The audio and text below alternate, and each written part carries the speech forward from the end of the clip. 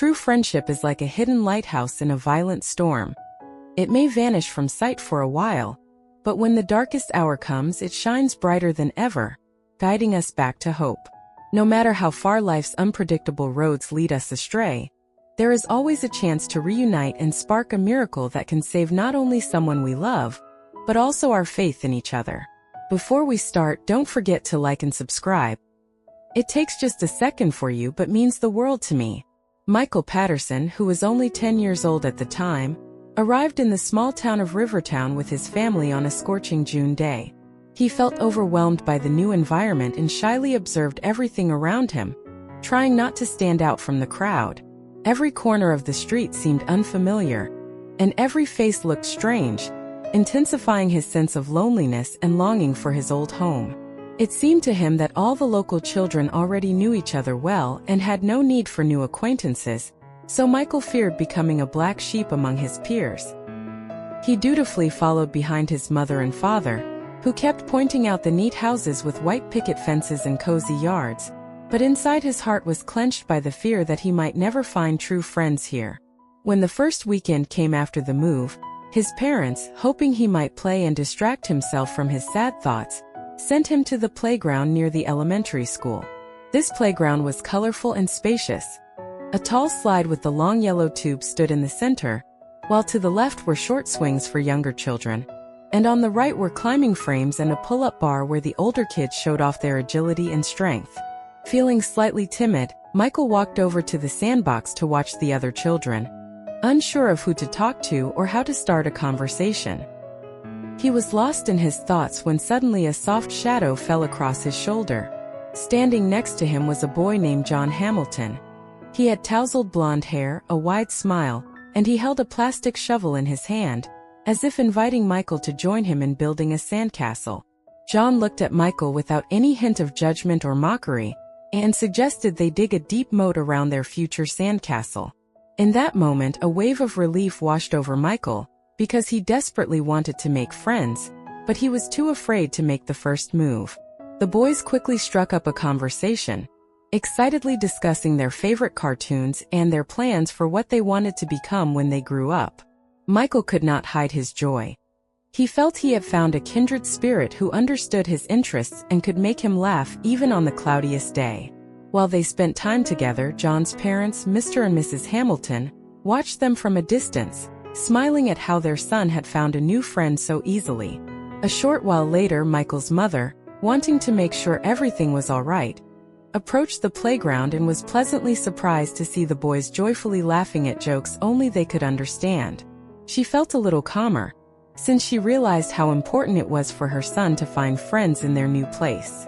After a brief conversation with Mrs. Hamilton, it became clear that the two families lived on the same block, which meant the boys could meet up regularly and hang out. From that day on, Michael and John began to develop a strong, genuine friendship. They met more and more often, discovering common games and hobbies. John turned out to be an avid fan of hiking and nature watching, while Michael dreamed of learning to play baseball professionally and becoming the best pitcher in the country. Sometimes they imagined themselves venturing into dangerous jungles to save rare animals, and other times they pictured themselves in the final game of the World Series, with hundreds of fans cheering their names. These naive childhood fantasies strengthened the bond between the two boys, helping them grow closer. Whenever it rained outside and playing on the playground became impossible, the boys continued their adventures in each other's rooms. Sometimes they built constructions out of Lego bricks, and sometimes they staged an imaginary adventure story, using whatever toys or furniture were on hand. The seemingly ordinary attic in the Hamiltons' house served as a special space for bringing their boldest childhood ideas to life. There they built improvised tents from old sheets and pretended they were surviving in the depths of some remote wilderness. Occasionally, other kids from the neighborhood joined them, but most of the time Michael and John preferred to be on their own, since their connection felt uniquely deep and personal. Meanwhile, the parents of both boys marveled at how quickly their children became close. Even minor conflicts could not shake this budding friendship. If John absent-mindedly broke something Michael had made, Michael might get upset, but John would sincerely apologize and do everything to fix the problem, and Michael would immediately relent. They learned to compromise, to support one another's interests, and to be attentive to one another, all quite naturally, without any pressure from grown-ups. It was as if fate itself had brought them together, aware that their friendship would become one of the most important parts of their futures. Thus, what started as a simple invitation to play in the sandbox blossomed into something far greater than a casual neighborhood acquaintance. The innocent joy of childhood opened the door to true loyalty and understanding, which would remain part of both boys' lives, helping them weather the harshest storms life had to offer. The first chapter of their friendship is filled with fond memories, laughter, carefree days, and long summer evenings when the world was awash in bright colors that had yet to be dimmed by any tragedy. Several years passed, and during that time Michael Patterson and John Hamilton had grown from curious toddlers into typical school kids who continued to explore the world together. They attended the same school, located near Rivertown Central Square, and after class they would either race to the sports field to play baseball or visit a local cafe famous for its delicious apple pies, where they would share dreams about their future. However, despite these bright moments, their school life was not always trouble-free, and they faced the first challenges that made them appreciate each other's support even more. One of their earliest disappointments stemmed from the envy and hostility of certain classmates, who teased John and Michael whenever the two talked passionately about their dreams. Michael always spoke excitedly about becoming a professional baseball player, and pictured himself running out onto the field to the cheers of thousands of fans. His eyes gleamed with such indomitable enthusiasm that John truly believed this future was achievable. However, some of their peers, accustomed to more down-to-earth plans for life, mocked Michael's lofty goals, calling him a loser from a small town who would never be noticed for any potential talent. At first, Michael tried to ignore these remarks, but one day, after hearing a particularly cruel comment, he came home upset, his mind haunted by worries that perhaps his dream really was out of reach. When John found out, he gave Michael a strong pep talk, reminding him of his genuine abilities, and insisted that if anyone in their school had real potential, it was Michael. John urged him to show his skill to the whole town instead of hiding because of insulting remarks. John also encountered problems because of his passion for adventure and exploration, which most people did not always understand. He loved learning about wildlife, reading articles about endangered species, and watching documentaries about faraway countries. But some kids found these interests too odd and impractical. Even John's parents supported his curiosity but did not fully grasp why he took so little interest in more typical hobbies for boys his age. They feared that in the future, such facts about exotic animals might not help him find a real job or support himself financially. Nonetheless, Michael supported John's interests, admiring his friend's ability to be genuinely amazed at the beauty of the world around them. Throughout their school days, they encountered various minor challenges that only strengthened their friendship. The stress of preparing for tests, run-ins with classmates who did not share their ambitions, and the boys' first shy crushes on girls, which made them blush and grow silent during break times. In the evenings, the boys often met at the Hamiltons' house, sipping hot cocoa in the kitchen and talking about the day's events. John eagerly shared news about interesting articles and his dreams of visiting places he had never been, while Michael described how he worked on his pitching techniques and how his arm hurt after practice. Their conversations were like healing balm, helping them forget the ridicule and lack of understanding they faced at school. Although Michael's and John's parents questioned the seriousness of their son's hobbies, they were happy to see them so closely bonded. They noticed how devotedly the two boys supported each other, believing that this was one of the greatest gifts a child could take with him into adulthood. John's mother, Mrs. Hamilton, often baked cookies and treated both boys, seeing them off from the porch with warm words. "Just keep supporting each other, and all these troubles will pass." Michael and John's eyes gleamed with gratitude and quiet pride, knowing they had forged a steadfast, almost familial connection. Over time, their responsibilities and everyday worries multiplied. Even so, if they did not meet for several days, their friendship reignited the moment they saw each other. Michael took John to the local sports club, proudly showing off new throwing techniques, while John invited Michael to go biking in the countryside to see the natural sights. They both realized that soon they would have to choose paths that might separate them, But in their hearts, they clung to the childlike belief that friendship could endure any distance, as long as they held onto it tightly. Thus, the second chapter of their story is filled not only with laughter and daring dreams, but also with the first real anxieties that taught them perseverance and patience. Day by day, school life proved that envy, distrust, and even hostility can confront anyone who dares to step beyond conventional expectations.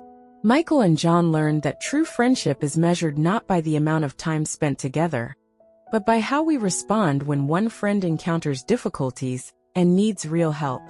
That friendship promised to be the unwavering foundation on which they would each build their futures, reinforcing their belief that they could overcome any hardship if they stuck together, even when the rest of the world seemed to turn against them. The time arrived that most high school seniors both eagerly anticipate and dread. With the end of school looming, life ceases to be familiar and straightforward. Michael Patterson and John Hamilton, once inseparable boys, now approached their senior year, the most pivotal moment of their young lives. The atmosphere around them was charged with excitement, mixed with unease about stepping into a grown-up reality, and each of them felt the pressure of making important decisions about the future. That year, Michael threw himself into training with his high school baseball team, hoping his athletic success would help him secure a scholarship at a prestigious university. He got up before dawn to practice his pitching, then worked out late into the evening under bright stadium lights, barely feeling the fatigue. Between training sessions, he dutifully followed a strict exercise routine and maintained a healthy diet, dreaming of the moment he would step onto a professional baseball field to the roar of cheering fans.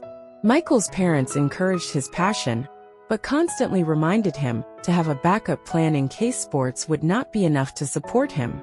He, however, believed baseball was far more than just a game of bat and ball. It was a genuine passion and an opportunity to prove to himself that he could never give up.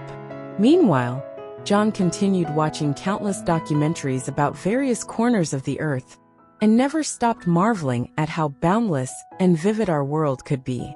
He borrowed library books on different cultures and traditions, studied maps, found places he dreamed of visiting, and filled the pages of his notebook with imaginary travel routes. Unlike Michael, who was certain of his path in sports, John struggled to map out a clear strategy for himself. He wavered between applying to film school, where he could learn the art of making documentaries, and using a gap year to travel around America, shooting a series of amateur videos in national parks. John's parents worried that such travel could be risky and unprofitable, even though they appreciated his curiosity about the world, and they wished he would focus on something more stable. At school, everyone talked about which college or path they would choose, but Michael and John tried to remain somewhat apart from these discussions. They stuck to each other, shared their innermost thoughts, and remained supportive. When asked about his plans, Michael would firmly mention pursuing a baseball career, though he sometimes felt inner doubts about his luck or potential injuries. John tried to joke about finding himself, but only Michael knew how serious John's craving for travel was, and how torn he felt about leaving home with no financial guarantees. As graduation drew closer, the pressure in school peaked. Teachers demanded maximum focus, parents urged their children to finalize their plans, and the seniors felt constant stress, fully aware that any misstep could cost them dearly in the future. Michael felt his father's concern grow, fearing his son might be left with nothing if a sports career did not work out. John, on the other hand, had frequent clashes with parents who begged him not to run after adventures, and to choose a more stable career, whether it be journalism or business administration. In those moments, John felt trapped, pulled between his longing for travel and his parents' anxious looks. To cope with this tension, Michael and John often retreated to the attic in the Hamiltons' home, where they had once organized their makeshift clubs as kids. Under that old wooden door, surrounded by forgotten toys and rusty bikes, they opened up about their anxieties and fears. One evening they both admitted that, despite the confident fronts they showed others, they were deeply unsure they could achieve their cherished goals. Michael worried about a severe injury that could derail his baseball career, while John feared he could not handle the costs and logistics of serious travel on his own. Nevertheless, that evening in the attic ended on a symbolic note.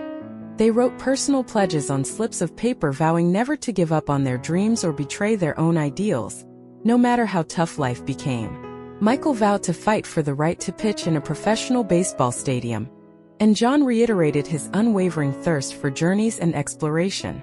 They read their vows aloud and promised each other that even if their roads diverged, they would never truly abandon one another, because an honest and loyal friendship they had formed in childhood was the most valuable foundation they shared. Their graduation day was both festive and bittersweet, a moment when classmates set aside past arguments to congratulate one another on leaving school and stepping toward an unknown future. Michael and John stood under the starry sky on the school's back lawn, leaning their backs against the wall, watching the moonlit path overhead. Perhaps this was their true farewell to childhood, filled with games and easy laughter, because each knew that by morning, they would head in very different directions. Michael to sports, John to roads that promised adventure. Neither of them suspected how much fate would soon test them, scattering each across the country and forcing them to face pain, loneliness, and doubt on their separate paths. However, amidst the music still playing in the background, with balloons hovering in the sky, Michael and John believed their friendship would endure, ready to face even the fiercest storms, no matter how much time or distance lay between them. No sooner had the excitement of graduation subsided than fate began to chart its own course, sending Michael Patterson and John Hamilton in opposite directions. Thanks to good fortune and his strong performance, Michael received a sports scholarship from a major university in the far south of the country. Towering university buildings dominated the city landscape, and its sprawling campus offered endless opportunities for personal growth. Michael felt his dream moving a step closer as he anticipated intense practices under expert coaches, regular games against powerful rivals, and the eventual chance to join a minor league team. At first, it all felt ideal. Michael found new friends among his peers, many of whom were also driven by a love of sports and personal ambition.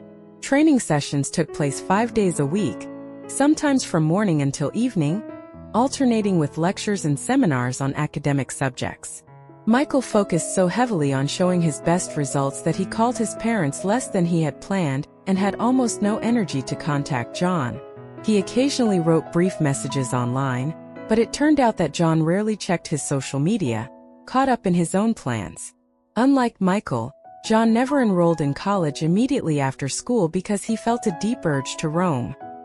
He saved a modest sum of money by working part-time at a local cafe and doing occasional videography gigs for small family celebrations. Taking this money, he climbed into his grandfather's old car and set out to see the western states, determined to visit several legendary national parks and film amateur documentaries there. His first destination was Yellowstone, where he hoped to capture geysers, roaring bears, and mysterious valleys he had once read about. More than once, he slept in the car or under the open sky, impervious to the cold and discomfort, intoxicated by this newfound freedom. Although it was a difficult life, it filled him with a sense of living fully. During those first few months, Michael and John attempted to keep in touch through calls or messages. However, John's itinerant lifestyle and unreliable internet access, combined with Michael's rigorous training schedule, meant these conversations became fewer and fewer. Even when they did talk, they only managed short updates. Michael described meeting his new coach, who saw great potential in him, while John shared his excitement over the spectacular canyons and lakes that reminded him of a parallel universe. Yet both voices trembled with fatigue, revealing that each was preoccupied, and these limited exchanges did little to give them the warmth and support they once readily shared. As time went on, long pauses grew into near silence. Michael threw himself into new sports obligations, adapting to the intense pace of university life. John skipped from one place to another, struggling to pursue his dream of creating a documentary series about remote mountain ranges, but quickly running into financial barriers and lacking advanced equipment. He refused to ask his parents for money, since they already disapproved of his wandering, and he could not find friends willing to fund such a risky endeavor.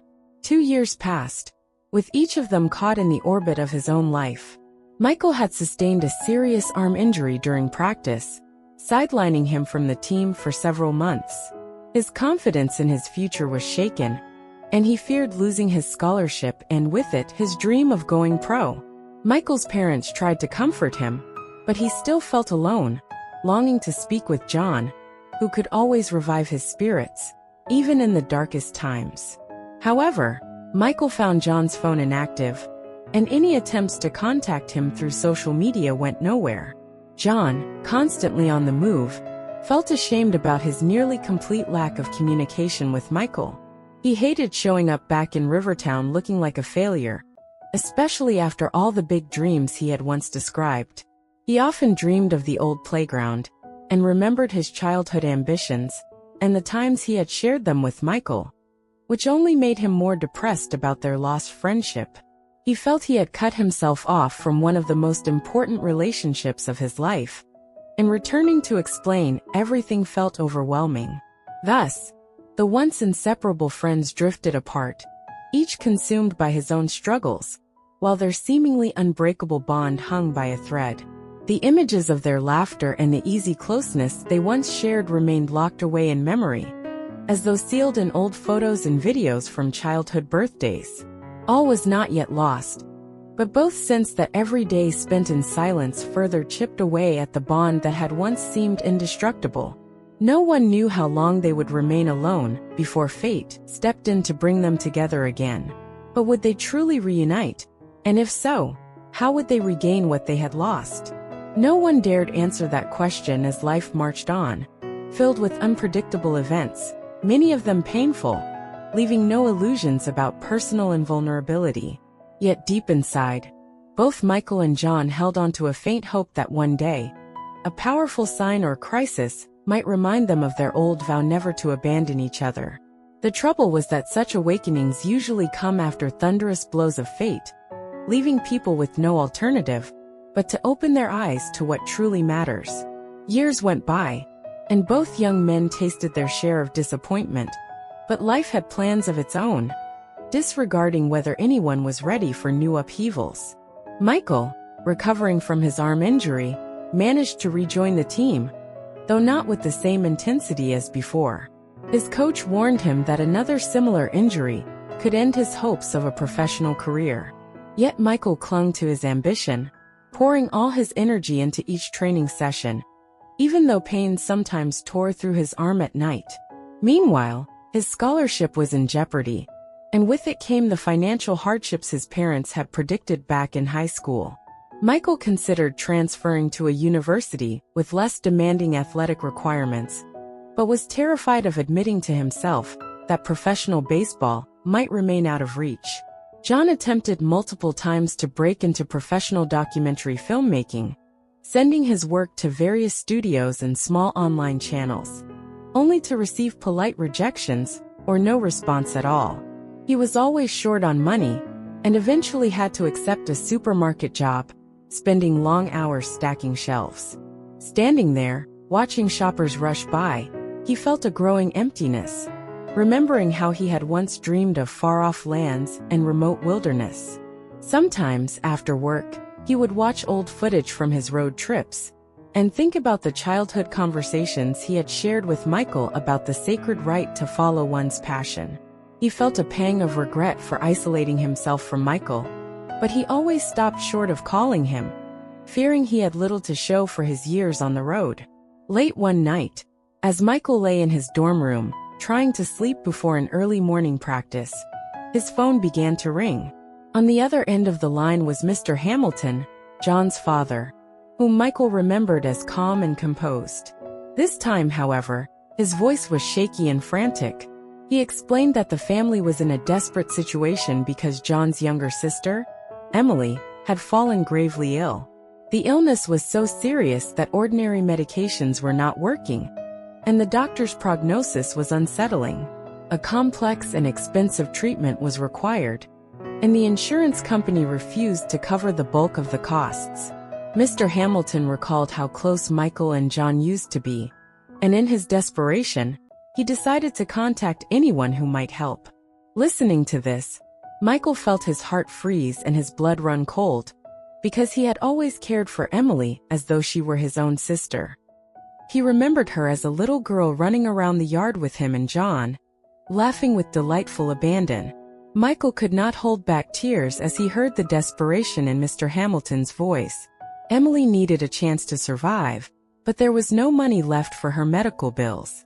Mr. Hamilton explained that they could not rely on John's support, since he also lacked funds or steady work, and his own whereabouts were uncertain. Michael promised without hesitation that he would come back to Rivertown as soon as he could and would do everything in his power to help Emily. He hung up the phone in a daze, a whirlwind of thoughts tearing through his mind.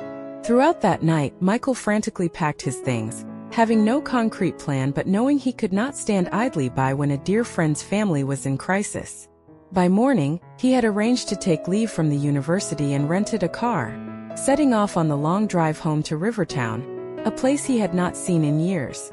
The highway seemed endless, a dull gray strip, while his mind reeled with memories of how he had left Rivertown so full of optimism, only to return consumed by fear and uncertainty. Arriving at the Hamiltons' house, he was greeted by a distraught Mrs. Hamilton, who burst into tears upon seeing that Michael had indeed come back, willing to do whatever he could to help. The living room felt heavy with worry, and the table was strewn with medical documents, prescriptions, and astronomical sums no middle-class family could ever hope to pay. Despite their exhaustion, Mr. and Mrs. Hamilton thanked Michael for remembering their bond and showing up when they felt close to giving up. They looked sorrowfully at him, recognizing in his face someone who had also been wounded by life, though he was still so young. That night, Michael sat by Emily's hospital bed, watching her pale face and realizing that she hovered between childhood and adolescence, robbed of any chance to enjoy a carefree life. He held her weak hand in his own, speaking softly and hoping she could sense his presence. Tears welled up in his eyes as he thought of John and wondered where he was, whether he knew how dire the situation was, and why fate could deal such cruelty to an innocent child. The night felt endless, but when morning came, Michael knew he had to take the initiative to figure out how to raise enough money to save her life.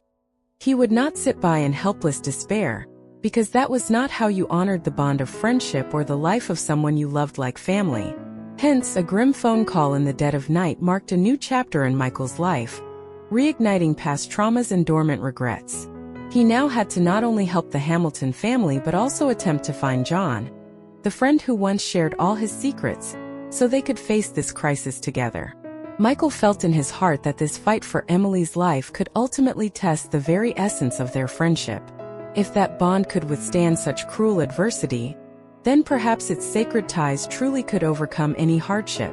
At dawn, Michael began calling old classmates and neighbors, desperately seeking any information about John. Many had not heard from him for months, while a few mentioned rumors of him appearing briefly in Rivertown before leaving again without explaining where he was going. Michael felt as if he was piecing together a puzzle from scraps of gossip and guesswork, but he refused to give up, driven by the knowledge that Emily's survival hung in the balance. Late that afternoon, when he returned to the Hamiltons' home, he was shocked to see a familiar figure on the porch, head bowed. It was John, looking utterly worn out and weighed down by the burden of failed ambitions and unrealized dreams. Hearing footsteps, John lifted his eyes, which brimmed with a mixture of guilt and relief at seeing Michael. The emotions in Michael's expression ranged from desperation to gratitude, to anger to frustration. He demanded to know why John had stayed away for so long, allowing such havoc to unfold in his absence, and pointed out how differently things might have gone if John had communicated earlier. John did not reply immediately, accepting the reproach silently. He felt shame for all the lost time and a sense of failure for not fulfilling his youthful goals, but he also felt pain for Emily's suffering. He realized there was no room for excuses, because her life was on the line. When he finally managed to speak, his first words were a quiet, "I'm sorry for disappearing," and Michael recognized genuine remorse in his trembling voice. An awkward silence followed, each recalling the memories that once bound them so closely, as well as all that had been lost in their years apart. Finally, Michael exhaled and motioned for John to go inside. where Mr. and Mrs. Hamilton anxiously waited.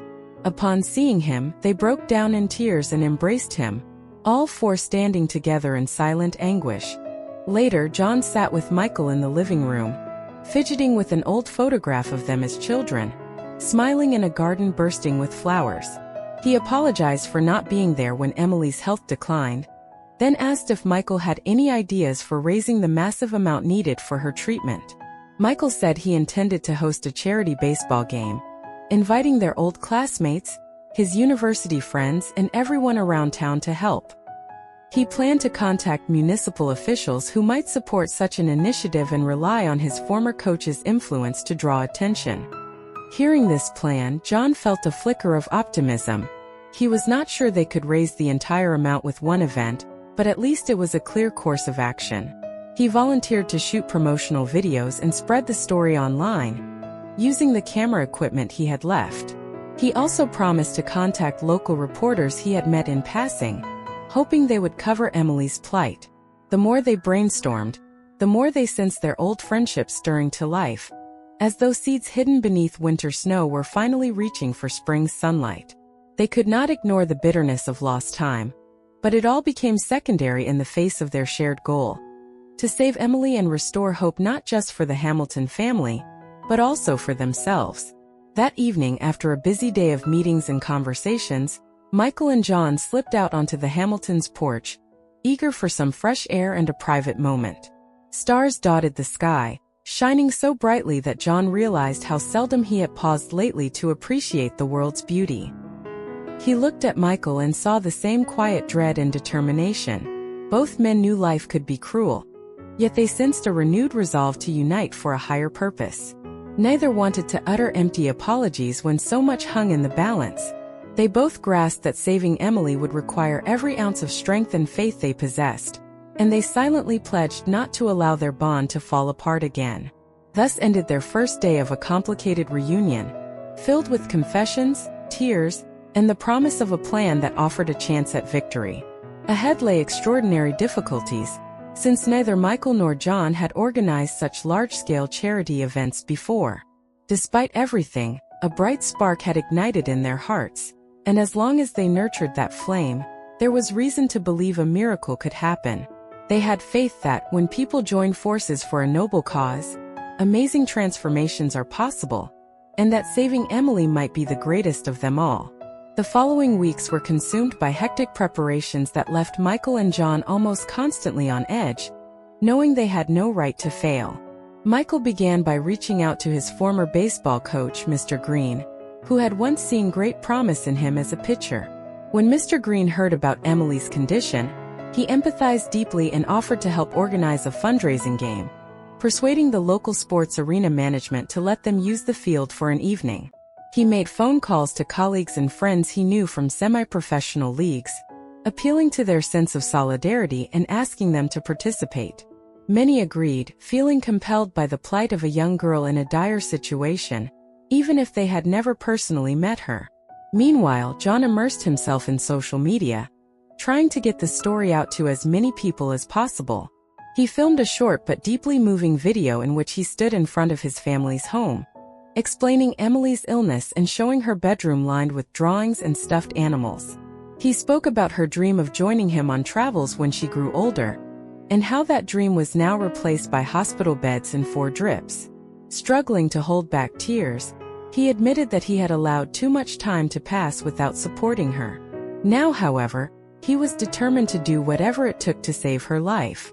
He posted this video on various platforms, asking viewers to contribute whatever they could, and to attend the upcoming baseball fundraiser.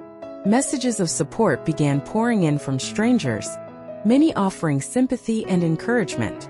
Buoyed by this wave of responses, John arranged meetings with local reporters and bloggers, hoping their coverage would broaden the event's reach.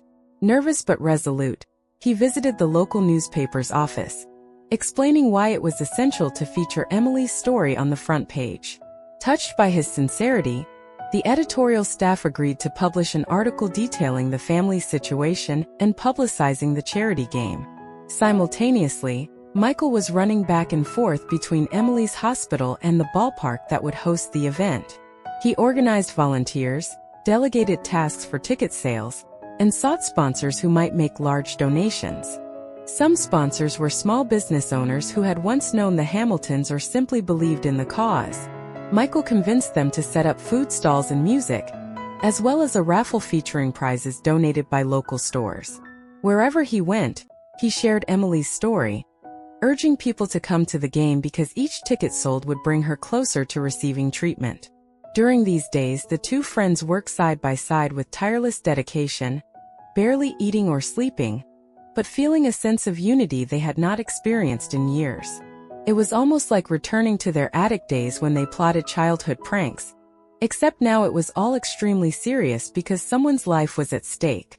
The Hamiltons, who saw how hard Michael and John were working, did what they could to help, calling distant relatives and asking for donations, handing out flyers, and making sure the entire community knew of Emily's struggle. Each evening they went to visit her in the hospital, praying silently for a miracle. When the day of the charity game arrived, the weather turned out to be remarkably clear, as if nature itself chose to support the cause. Early in the morning, volunteers began gathering around the stadium, setting up concession stands and hanging banners inviting everyone to help Emily.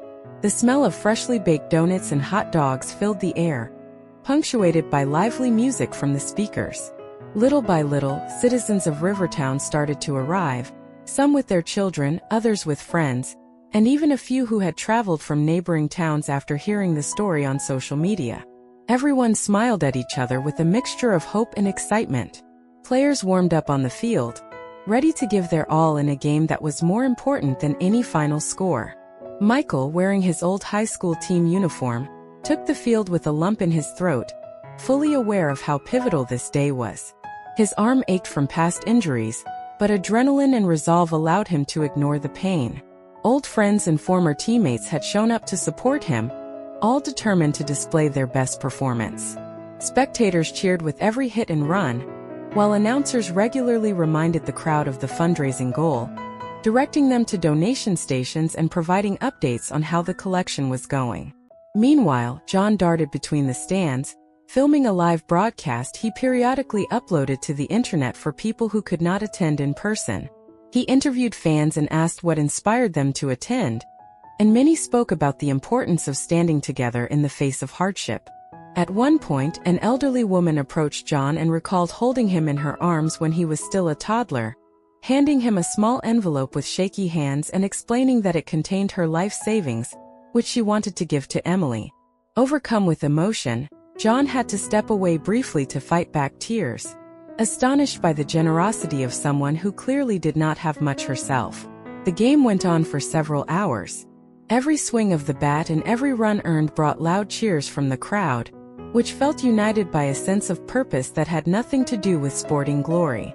Michael ignored the throbbing in his shoulder, focusing on each pitch with all the fear, guilt, hope and determination burning inside him.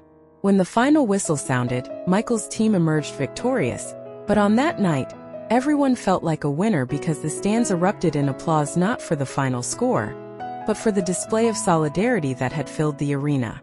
Event organizers announced preliminary results that showed a substantial portion of the required amount had been raised, which lifted everyone's spirits and strengthened their faith in the power of kindness. As fans and players began heading home, Michael remained on the field, tears in his eyes, hugging John. Neither could hold back the flood of emotions as they realized how far they had come, fighting for Emily's life and reclaiming a friendship once seemingly lost. They knew there was still a long road ahead. The money raised in one night would not be enough for all the medical expenses, but a sizable chunk had been collected, and the event had garnered coverage from numerous media outlets. Donations continued pouring in from people compelled by Emily's story. Late that evening, as the stadium lights shone on the damp patches of grass from a brief rain, Michael and John found themselves alone at home plate, gazing out at the once bustling stands. They thought back to their childhood dreams, and a quiet question echoed in each of their hearts. Could they really accomplish a miracle? This time the question was not rhetorical but charged with renewed conviction that, if people come together to help an innocent child, then life itself might respond with grace. In the aftermath of the charity game, Rivertown seemed infused with new life, and many residents remembered the event as a testament to the community's ability to unite in times of crisis. For Michael, John, and the Hamilton family, however, the fight was only beginning. They faced weeks filled with anxiety over Emily, as well as ongoing fundraising efforts. The money raised at the game, together with the online campaign, was significant but still fell short of the daunting figure needed for her surgeries and rehabilitation. Emily's parents agonized over the possibility of selling their house or going deeply into debt, reasoning that nothing mattered more than saving their daughter's life. Michael, who did not have large savings, offered as much emotional and practical support as he could, visiting Emily in the hospital almost daily. He spent long hours at her bedside, telling her stories about the community's response, the encouraging social media comments under John's videos, and new ideas for raising funds. Often, she was too weak for medication to speak, but Michael sensed her gratitude in her tired eyes. He brought her stuffed animals, picture books, and fruit when the doctors allowed it, trying to instill in her a belief that she could pull through if she kept fighting. Meanwhile, John knocked on every door, applying to foundations, charities, and any institution that might provide grants or large donations. He telephoned and emailed countless offices he had never heard of, appealing to strangers' sense of compassion. He continued to produce online content, tirelessly urging people to donate. Whenever bureaucracy or unfeeling officials dismissed his requests, John fought despair by remembering Emily's fragile smile. He came home mentally and physically drained, but Michael was there to steady him with a reminder that they had already come too far to abandon hope now. In those strenuous weeks, John and Michael's relationship gradually returned to a depth and warmth it had not seen since childhood. They reminisced about the playground where they had first met, the attic where they had created imaginary universes, and the hallways of their old school, where they had shielded each other from teasing peers. They also remembered the period when their paths diverged, and how easily life can force friends apart. Yet they came to see that the extraordinary crisis they were now facing had revived their dedication to one another, forging a stronger and more resilient bond. Before long, the doctors announced that Emily needed to be transferred to a specialized hospital in another state for the complex surgery she required. The fees presented by that clinic were staggering, but the Hamiltons had no other choice. They reluctantly agreed, realizing that even if it drained every financial resource they had, nothing could outweigh the value of their daughter's life. Upon learning the date Emily was to depart, John and Michael renewed their efforts with unprecedented urgency, phoning everyone who might still be able to help. Local journalists circulated a new wave of stories under the headlines "Save Emily," and residents doubled down on their donations. Fresh posters appeared on lampposts showing Emily's once radiant smile and pleading with people to give her a chance to live. When the necessary funds were finally in place, the day of Emily's departure arrived, and her entire family, plus Michael, gathered outside the ambulance that would transport her to the distant clinic.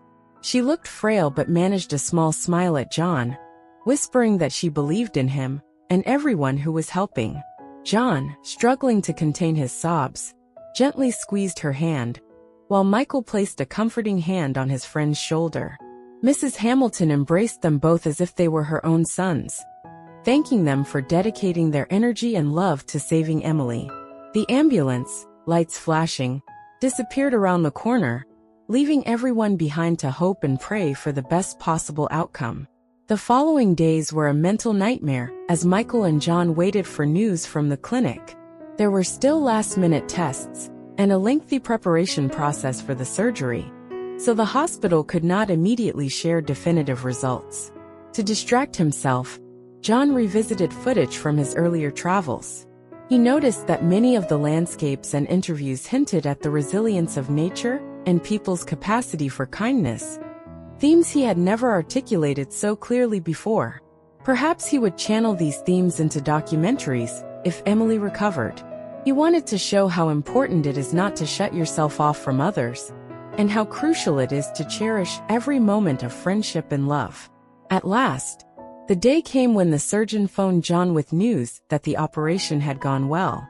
They had performed every necessary procedure, and Emily would need several weeks or even months of rehabilitation, but the greatest danger had passed. John could barely speak, choking on his tears of relief as he dropped the phone, his knees giving out beneath him. Michael, seeing his friend's reaction, feared the worst, but then John managed to whisper through sobs, "She's going to live." Unable to contain his joy, Michael let out a shout and embraced him so tightly that they both nearly fell. Recovering from this moment of shock, they called everyone they knew, sharing the good news with parents, relatives, and the journalists who had been following Emily's story. A few days later, Emily was moved out of intensive care into a regular hospital room, and her family, including Michael, arrived to visit. They found a room filled with cautious optimism. Although Emily was still weak, she could now smile warmly at visitors and softly voice her thanks. Her parents clung to her, shedding tears of relief, while Michael and John struggled to hold back their own emotions.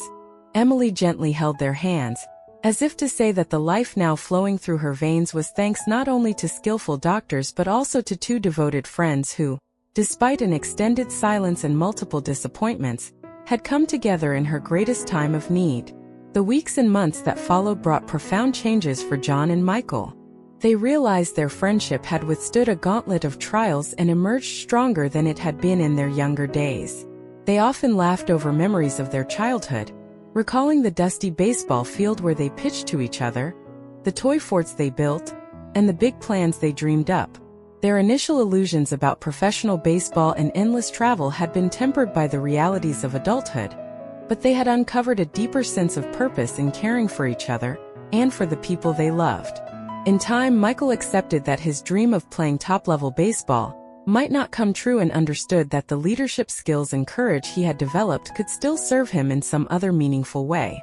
John rediscovered his love of filmmaking, vowing to capture stories about human resilience and compassion, having seen firsthand how such values saved his sister's life. When Emily was finally discharged from the clinic and returned home to Rivertown, the entire community gathered to celebrate her recovery. Though she still faced a long rehabilitation process, doctors spoke optimistically of her future. Townspeople greeted her as a hero, cheering for the girl who had survived a terrible ordeal. Everyone applauded Michael and John too, for the charity game and the online campaigns that had rallied the necessary resources. The Hamilton parents tearfully thanked them both, saying they felt as though they had two sons, each one putting his heart into saving Emily. In this way, the story of Michael Patterson and John Hamilton did not truly end so much as transition into a new beginning. They had learned to prioritize what really mattered, and fate had once again tied them together at the darkest moment, reminding them why they had once sworn never to abandon each other. This narrative offers hope to anyone who has lost a dear friend to time or adversity, illustrating that true friendship can survive even when life scatters us across many paths. It shows how tears of gratitude can become a symbol of genuine humanity, proving that people can come together to perform extraordinary acts of kindness when it matters most. Subscribe to the channel and hit the like button so you don't miss more heartwarming stories.